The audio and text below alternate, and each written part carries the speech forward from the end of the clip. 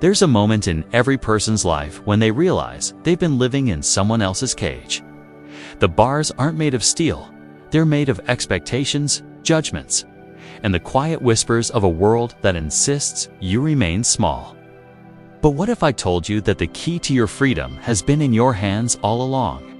Friedrich Nietzsche once wrote, "You have your way. I have my way. As for the right way, the correct way, and the only way, it does not exist." These words didn't just challenge his era, they shattered the invisible chains that bind the human spirit. Today, we're going to explore how to train your mind in a way that makes you emotionally, mentally, and spiritually untouchable. Imagine for a moment that your mind is like a vast, untamed ocean. Most people spend their lives being tossed about by every wave, every storm, every shift in the wind. They react to circumstances rather than respond from a place of inner strength. But what if you could become the ocean itself, deep, powerful, and unshakable? The first principle of mental invincibility is understanding that suffering is not your enemy, it's your greatest teacher. Nietzsche believed in what he called amor fati, love of fate. This doesn't mean passive acceptance of everything that happens to you. It means developing such profound inner strength that you can extract gold from every experience, no matter how painful. Think about the last time someone's words cut deep into your soul. In that moment, you had a choice. You could let those words define you, or you could use them as raw material to forge something stronger within yourself. The untouchable mind doesn't avoid pain, it transforms pain into power. Consider the oak tree in a storm. Its branches may bend, its leaves may be stripped away, but its roots grow deeper with every gust of wind. Your mind can learn to be like those roots, drawing strength from the very forces that seek to uproot you. The second pillar of mental fortitude is the courage to create your own values. Society hands you a blueprint for how to live, think, and feel. It tells you what success looks like, what happiness means, and what you should fear. But the untouchable mind rejects these borrowed definitions and dares to write its own. Nietzsche spoke of the Bermensch, not a superior being in the sense of dominance over others, but someone who has achieved mastery over themselves. This person has climbed beyond the need for external validation and has learned to validate themselves from within. When you stop seeking approval from others, something magical happens. The opinions that once controlled your every move become background noise. The criticism that once devastated you becomes merely information. The praise that once inflated your ego becomes pleasant but unnecessary. But here's what most people don't understand about becoming mentally untouchable. It's not about building walls around your heart. It's about becoming so secure in who you are that you can remain open without fear of being broken. Picture a mountain standing tall against the sky. Storms rage around it, seasons change, civilizations rise and fall at its base. Yet, it remains unmoved. Not because it's insensitive, but because it's grounded in something deeper than the temporary chaos surrounding it. The third element of an invincible mind is embracing what Nietzsche called eternal recurrence. He asked us to imagine living the exact same life, with all its joys and sorrows, infinite times. Would you be able to love that life? Would you choose it again and again? This thought experiment isn't meant to be literal. It's designed to shift how you relate to your experiences. When you can honestly say you would choose your life again. Even with all its difficulties, you've achieved a level of self-acceptance that makes you untouchable. Most people spend their energy wishing their past had been different, hoping their present was better, and fearing their future might disappoint them. But the untouchable mind says, I am exactly where I need to be, learning exactly what I need to learn, becoming exactly who I'm meant to become. This doesn't mean you stop growing or striving. It means you grow from love rather than fear, from wholeness rather than lack, from strength rather than desperation. The fourth principle is learning to dance with uncertainty. The average person craves predictability, security, and guarantees. They want to know how the story ends before they're willing to begin writing it. But life offers no such promises, and the untouchable mind has made peace with this truth. Uncertainty becomes an adventure rather than a threat. Change becomes an opportunity rather than a crisis. The unknown becomes a canvas rather than a void to be feared. Think of a jazz musician improvising on stage. They don't know exactly what notes will come next, but they trust their ability to create something beautiful in the moment. They've trained so thoroughly in their craft that they can dance with the unexpected and turn it into art. Your mind can learn this same kind of improvisation with life. When you've developed inner stability, external instability becomes just another rhythm to explore. The fifth aspect of mental invincibility is what Nietzsche called becoming who you are.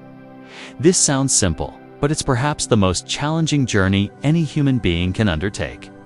It requires you to peel away layers of conditioning, expectation, and pretense to discover your authentic self beneath.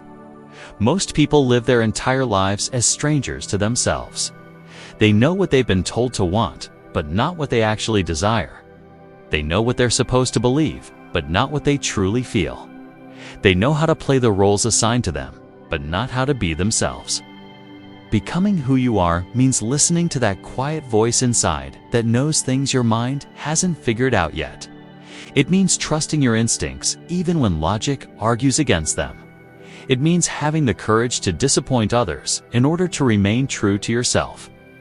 This process isn't comfortable. You'll shed friendships that were based on false versions of yourself. You'll walk away from opportunities that don't align with your authentic path. You'll stand alone sometimes when you could easily follow the crowd. But in that solitude, you'll discover something precious. Your own company becomes enough. The approval you once desperately sought from others, you now give generously to yourself. The love you once begged for from the world, you now cultivate within your own heart. The sixth dimension of an untouchable mind is developing what I call philosophical immunity. This is the ability to think your own thoughts without being infected by the mental viruses of mass consciousness. Every day, you're bombarded with other people's fears, anxieties, opinions, and limitations. Social media amplifies every worry. News cycles manufacture urgency. And well-meaning friends project their insecurities onto your dreams. Without philosophical immunity, these influences seep into your subconscious and shape your reality. But when you've trained your mind to be truly independent, you become like a mountain lake, clear, still, and reflective of only what's actually present. This doesn't mean you become arrogant or dismissive of others' perspectives. It means you develop the discernment to know which thoughts serve your highest good, and which ones are merely mental pollution. The seventh pillar is cultivating what Nietzsche called the will to power. Not power over others, but power over yourself. This is the energy that drives you to overcome obstacles, transcend limitations, and continuously evolve into a more authentic version of yourself. Most people give their power away without realizing it. They let circumstances dictate their mood. Other people's opinions shape their self-worth, and external events determine their inner peace. They've become powerless spectators in their own lives, but the untouchable mind reclaims this power. It recognizes that while you can't control what happens to you, you have absolute sovereignty over how you respond. In that space between stimulus and response lies your freedom and your power. When someone tries to manipulate you with guilt, you respond with compassion but maintain your boundaries. When life presents you with unexpected challenges, you meet them with curiosity rather than resistance. When others project their limitations onto your possibilities, you smile kindly and continue pursuing your vision. The eighth element is learning to love the process rather than obsessing over outcomes. Society teaches us to tie our happiness to results. The promotion we get, the relationship we find, the recognition we receive. But the untouchable mind finds joy in the journey itself. This shift changes everything. When you're no longer dependent on external results for your sense of fulfillment, you become free to take risks, experiment, and follow your curiosity. Failure becomes feedback. Rejection becomes redirection. Setbacks become setups for comebacks. You develop what athletes call process confidence. Trust in your ability to handle whatever comes, regardless of the specific outcome. The ninth aspect of mental invincibility is developing a relationship with solitude that goes beyond mere comfort. It becomes a source of power. Most people are afraid to be alone with their thoughts because they've never learned to enjoy their own company. But solitude is where you meet your authentic self.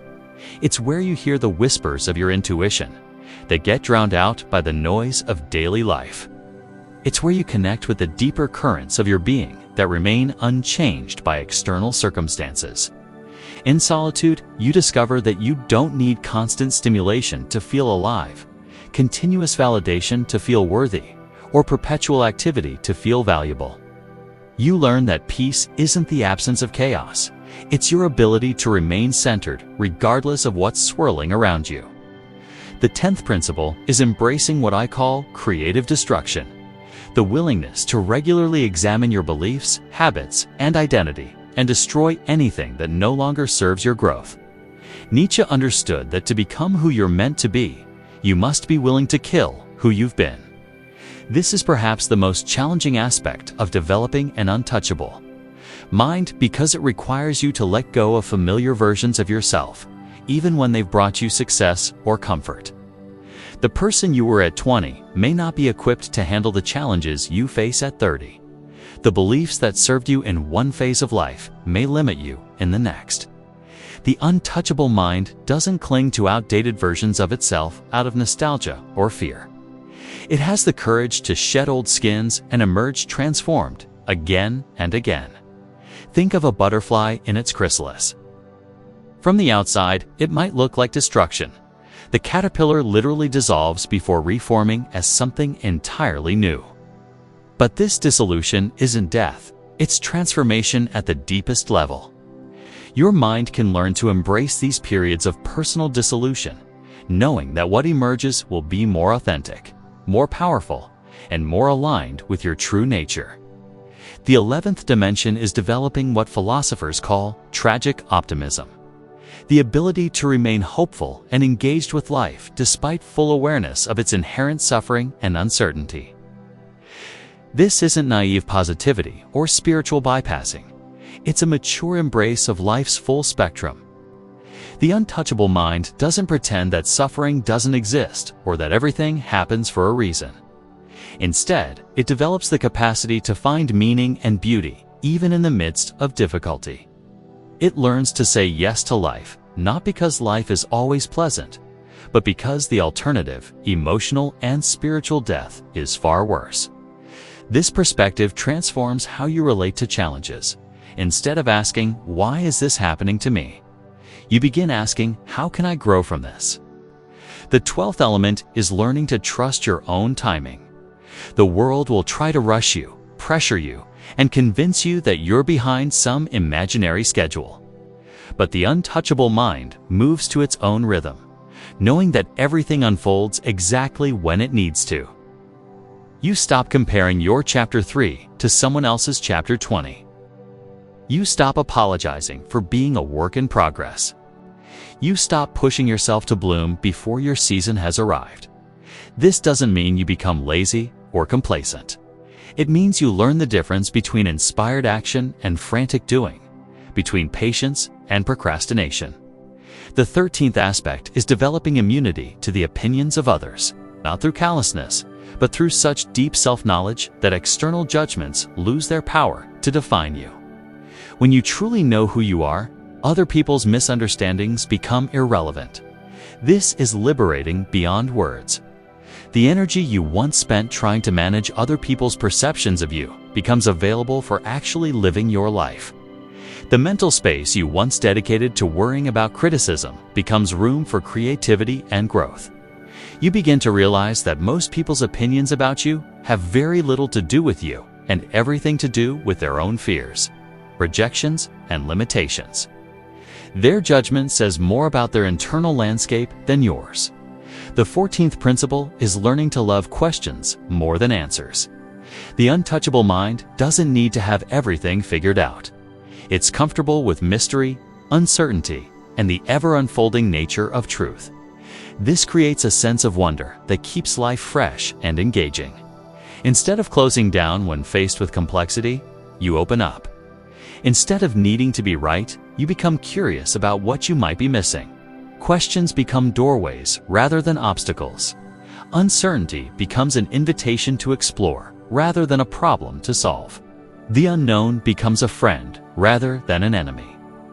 The 15th element is developing what I call existential courage, the bravery to create meaning in a universe that doesn't hand you a predetermined purpose.